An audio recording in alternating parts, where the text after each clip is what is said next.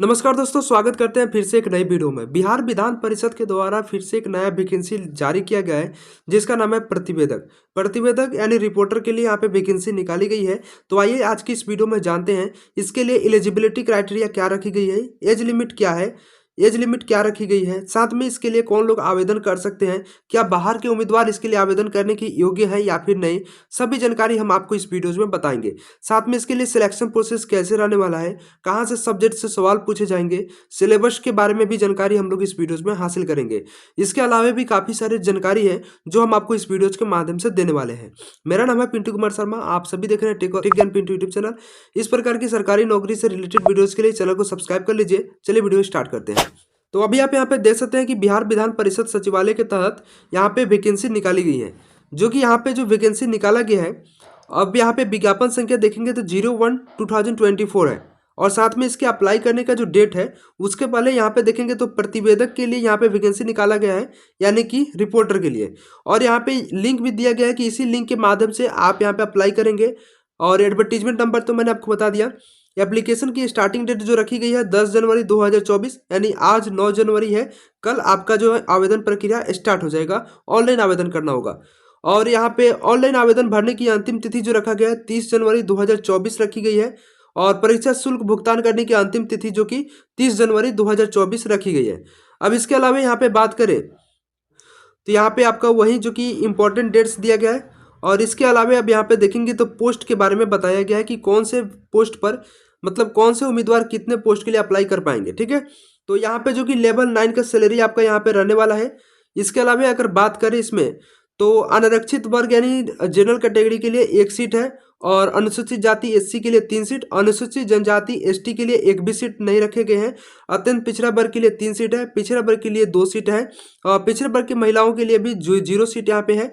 और आर्थिक रूप से कमजोर वर्ग के जो कि ईडब्ल्यू से आते हैं उनके लिए 2 सीट रिजर्व किया गया है। और यहाँ पे पदों की कुल संख्या जो रहने वाला है 11 रहने वाला है। अगर आप दिव्यांग कोटि से आते हैं तो आपके लिए दिव्यांग में 6 कोड यहाँ पे रखा गया है और 1 सीट यहाँ पे रखा गया है, आप देख पा रहे होंगे। ठीक है, अब इसके अलावा और भी जानकारी ले यहाँ से। तो शैक्षणिक योग्यता की बात करें तो शैक्षणिक योग्यता में आपसे ग्रेजुएशन मांगा गया है, जैसे कि आप यहाँ पे देख पा रहे होंगे कि यहाँ पे बोला जा रहा है आपसे शैक्षणिक योग्यता में कि स्नातक उपाधि यानी स्नातक की डिग्री यानी ग्रेजुएशन की डिग्री आपके पास में होना जरूरी है। इसके अलावा आपके पास में हिंदी में आशुलेखन गति 150 शब्द प्रति मिनट होने चाहिए। कहने का तात्पर्य है कि यहाँ पे आशुलोकन यानी एस्टेनोग्राफी आपके पास में होना चाहिए, एस्टेनोग्राफी का सर्टिफिकेट भी होना चाहिए। साथ में एस्टेनोग्राफी भी आपको आना चाहिए, जिसमें 150 शब्द प्रति मिनट आपको आना चाहिए।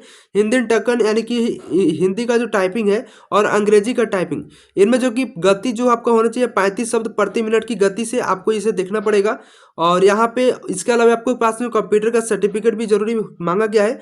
अगर आपका आशुलिपिक यानी कि आशुलेखन यानी कि स्टेनोग्राफी में 150 शब्द अगर आप टाइप नहीं, 150 शब्द की गति आपकी नहीं है, अगर आप 140 शब्द रख पाते हैं तो भी आपको यहाँ पे टेंशन लेने की आवश्यकता नहीं है, क्योंकि यहाँ पे बताया गया है कि अपेक्षित आशुलिपि गति वाले प्रत्याशियों की पर्याप्त संख्या उपलब्ध नहीं होने पर, मतलब कि 150 जो प्रति मिनट जो रखा गया है ना शब्द टाइप करने की, तो यहाँ पे अगर आप ये इसकी जो कि यहाँ पे कैंडिडेट्स अगर अवेलेबल नहीं हो पाते हैं तो 140 शब्द प्रति मिनट वालों को यहाँ पे रखा जाएगा। लेकिन कंडीशन ये रखा गया है कि जब आपका सिलेक्शन हो जाएगा तो 1 वर्ष के भीतर आपको 150 शब्द प्रति मिनट की गति से आपको यहाँ पे आशुलिपि जांच में उत्तीर्णता प्राप्त करनी होगी।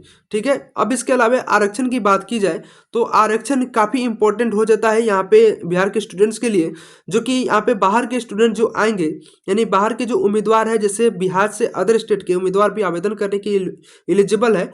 तो अगर आप यूपी से हैं, झारखंड से हैं या वेस्ट बंगाल से हैं, कहीं से भी हैं, भारत के किसी भी एक राज्य से, तो आपको यहाँ पे बिहार के नहीं है तो आपको आरक्षण नहीं मिलेगा, जनरल कैटेगरी में आपको रखा जाएगा।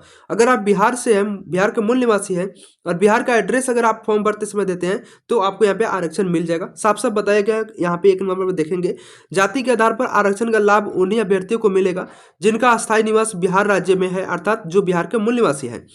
और यहाँ पे एक भी चीज बताया गया कि बिहार राज्य के बाहर के निवासी अभ्यर्थियों को आरक्षण का लाभ दे नहीं होगा। ठीक है, ऑनलाइन आवेदन में भारत के अस्थायी पता निवास, अस्थायी निवासी आरक्षण प्रयोजन के लिए होंगे। तो आप जब भी फॉर्म अप्लाई करेंगे ऑनलाइन तो वहाँ पे सुनिश्चित करेंगे कि बिहार के किसी भी डिस्ट्रिक्ट से आप इस फॉर्म को अप्लाई कर रहे हैं और आप अपना अस्थायी पता ही देंगे, जिससे कि आपको आरक्षण मिल जाएगा और बिहार का ही पता देना पड़ेगा आपको, ठीक है। अब इसके अलावा यहाँ पे बताया गया कि 2 नंबर पे देखेंगे, ऑनलाइन आवेदन पत्र की इंगित कॉलम में आरक्षण का दावा नहीं करने पर आरक्षण का लाभ नहीं मिलेगा आपको। अब यहाँ पे देखेंगे और भी जानकारी यहाँ पे दिया गया है, तो यहाँ पे और भी जानकारी यहाँ पे बताया गया है कि आपके पास में जाति प्रमाण पत्र, अगर आप पिछड़ी जाति या अत्यंत पिछड़ी जाति से आते हैं और आपको अगर यहाँ पे रिजर्वेशन की यहाँ पे मतलब आरक्षण लेना है, तो आपके पास जाति प्रमाण पत्र, अस्थायी व मूल निवास प्रमाण पत्र आपके पास में होना चाहिए, यानी डोमिसाइल सर्टिफिकेट, और क्रीमिलेयर रहित प्रमाण पत्र, यानी आपके पास में नॉन क्रीमिलेयर सर्टिफिकेट होना जरूरी है, तभी जाकर के आप इस जाति से आते हैं पिछड़ी जाति व अत्यंत पिछड़ी जाति से, तो आप क्लेम कर पाएंगे अपने आरक्षण को। अगर आप अविवाहित या विवाहित महिला अभ्यर्थी के लिए अपने पिता के अस्थायी पता से निर्गत प्रमाण पत्र बनाना होगा। अगर कोई विवाहित महिला है तो उन्हें अपने पिता के अस्थायी निवास से ही और अपने पिता के नाम से ही यहाँ पे जो कि अपना क्रीमिलियर सर्टिफिकेट जो बनवाना यहाँ पे साफ साफ दिया गया है, आप जैसा कि यहाँ पे देख सकते हैं दिया गया, ठीक। इसके अलावा अगर यहाँ पे उम्र सीमा की बात की जाए तो उम्र सीमा में आपको जो कि न्यूनतम आयु जो रखा गया है 21 वर्ष रखा गया है। साथ में जो आपको एज की जो गणना किया जा रहा है यहाँ पे 1 जनवरी 2024 से किया जा रहा है। अधिकतम आयु जो कि अनारक्षित यानी अनरिजर्व्ड कैटेगरी के पुरुष उम्मीदवार के लिए 37 वर्ष रखी गई है, और अनारक्षित महिला मतलब जनरल कैटेगरी में अनारक्षित महिला के लिए पिछड़ा वर्ग एवं पिछड़ा वर्ग के पुरुष व महिला के लिए 40 वर्ष रखा गया है, ठीक है। अनुसूचित जाति यानी एससी व एसटी के अगर आप उम्मीदवार हैं पुरुष व महिला है तो आपके लिए अधिकतम आयु सीमा 42 वर्ष रखी गई है। 1 जनवरी 2024 से आयु की गणना की जाएगी। अगर आप 1 जनवरी 2024 तक 21 वर्ष मिनिमम एज कंप्लीट करते हैं तो आपको यहाँ पे आवेदन भरने की आप भर सकेंगे। इसके अलावा अगर बात की जाए कि आपका जो मैट्रिकुलेशन वाला जो सर्टिफिकेट है उसके आधार पर ही आपका जो कि एज की गणना यहाँ पे किया जाएगा, ठीक है। तो ये भी बात आप ध्यान रखेंगे। इसके अलावा अब परीक्षा की पद्धति की बात की जाए और सिलेक्शन प्रोसेस की, तो सिलेक्शन प्रोसेस जो आपका रहने वाला यहाँ पे परीक्षा की पद्धति यहाँ पे देखेंगे 6(1) में, तो आपका प्रतिवेदक पदों पर सीधी भर्ती हेतु 3 चरणों में जांच परीक्षा ली जाएंगी। पहला की प्रारंभिक परीक्षा होगा जो OMR सीट पर आपका कंडक्ट होंगे। दूसरा कि आपका हिंदी आशुलिपि जांच होगा, मतलब स्टेनोग्राफी की जांच होगी जिसमें 150 प्रति मिनट आपको शब्द यहाँ पे होना चाहिए।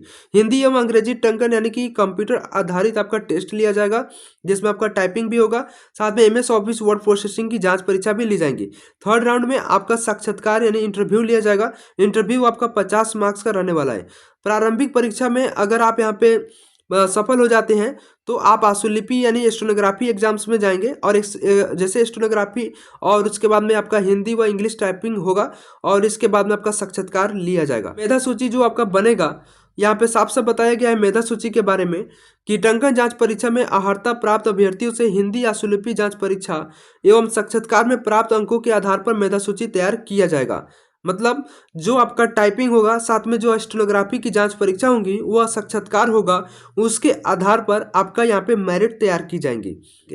इसके अलावा अगर प्रारंभिक जांच परीक्षा में बात की जाए कहाँ कहाँ से सवाल देखने को आपको मिलेंगे, तो इसमें जो कि यहाँ पे देखेंगे प्रारंभिक परीक्षा आपका वस्तुनिष्ठ यानी कि जो कि आपका ऑब्जेक्टिव रहने वाला है। साथ में इसमें 2 घंटे का समय आपको मिलेंगे। 100 अंक का आपका 100 प्रश्न आपका टोटल रहने वाला है। 400 अंकों का प्रश्न रहेगा। प्रत्येक सही उत्तर के लिए आपको 4 नंबर मिलेंगे और प्रत्येक गलत उत्तर के लिए आपका 1 नंबर की कटौती की जाएगी, यानी नेगेटिव मार्किंग इसमें है। प्रारंभिक परीक्षा का जो माध्यम रहेगा यानी कि भाषा का जो माध्यम रहेगा हिंदी और अंग्रेजी दोनों माध्यम में रहेंगे। अगर आपका हिंदी वाली जो क्वेश्चन है अगर उसमें किसी भी प्रकार की भिन्नता होती है, गलती पाई जाती है, तो अंग्रेजी वाला जो प्रश्न होगा उसका मान्य होगा। सामान्य अध्ययन से प्रश्नों की संख्या आपका 40 रहेंगी। इसके अलावा यहाँ पे अगर बात की जाए सामान्य विज्ञान यानी गणित से और मैथ से, तो आपको यहाँ पे प्रश्नों की संख्या 30 रहेंगी गणित और विज्ञान से, और मानसिक क्षमता जांच एवं तार्किक विचार रीजनिंग से 30 प्रश्न देखने को मिलेंगे। सिलेबस की बात की जाए तो नीचे की तरफ आएंगे तो सिलेबस की भी जानकारी यहाँ पे दिया गया है। प्रारंभिक परीक्षा का पाठ्यक्रम आपको यहाँ पे देखने को मिल रहा होगा 3 नंबर सेक्शन में, जिसमें सामान्य अध्ययन में आपको बिहार, भारत और इसके पड़ोसी देशों के संबंध और विशेष रूप से यथासंभव प्रश्न पूछे जाएंगे। करंट से सवाल जो कि आएंगे महत्वपूर्ण राष्ट्रीय व अंतर्राष्ट्रीय समसामयिक घटनाएं, वैज्ञानिक प्रगति और राष्ट्रीय अंतर्राष्ट्रीय पुरस्कार और खेल खिलाड़ी से संबंधित करंट अफेयर से आ जाएंगे। भारत और इसके पड़ोसी देशों के इतिहासों के बारे में भी आपको सवाल देखेंगे। बिहार स्पेशल से भी सवाल इसमें रहेगा जो कि जीएस का क्वेश्चन है। और यहाँ पे गणित और विज्ञान में जो कि आपका रहेगा मैट्रिक स्तर का सवाल आपसे पूछे जाएंगे, जिसमें भौतिक यानी फिजिक्स, केमिस्ट्री और बायोलॉजी से सवाल रहेंगे। इसके अलावा गणित की अगर सिलेबस की बात की जाए, जो कौन कौन से चैप्टर से सवाल आपका आएगा, तो यहाँ पे नंबर सिस्टम से सवाल रहेंगे। पूर्ण संख्याओं का अभिकलन, दशमलव और फ्रैक्शन, दशमलव और भिन्न यानी डेसिमल और फ्रैक्शन से संख्याओं के बीच परस्पर संबंध, ये सभी रहेंगे। आप यहाँ पे देख पा रहे होंगे। मानसिक क्षमता एवं तार्किक विचार, mental ability and logical reasoning से सवाल कहाँ कहाँ से रहेंगे। सादृश्य, एनालॉजी, समानता एवं भिन्नता, आस्थान कल्पना, समस्या समाधान से रहेंगे सवाल, यहाँ पे देख पा रहे होंगे। परीक्षा शुल्क की बात की जाए तो परीक्षा शुल्क आपका क्या रहने वाला है। अगर आपको यहाँ पे सिलेबस के बारे में जानकारी लेना है तो पीडीएफ में आपको बता दूंगा कहाँ से डाउनलोड होगा, साथ में अप्लाई कैसे करना होगा वो भी मैं आपको इसी वीडियो में बता दूंगा। परीक्षा शुल्क में आपका जो रखा गया है, अनुसूचित जाति व अनुसूचित जनजाति के अभ्यर्थी के लिए 600 रुपये रखे गए हैं। और बिहार राज्य के अस्थायी निवासी सभी आरक्षित एवं अनारक्षित वर्ग के महिला उम्मीदवार के लिए भी 600 रुपये। और बिहार राज्य के 40% या उससे अधिक दिव्यांगता वाले उम्मीदवारों के लिए 600 रुपये ही रखे गए हैं।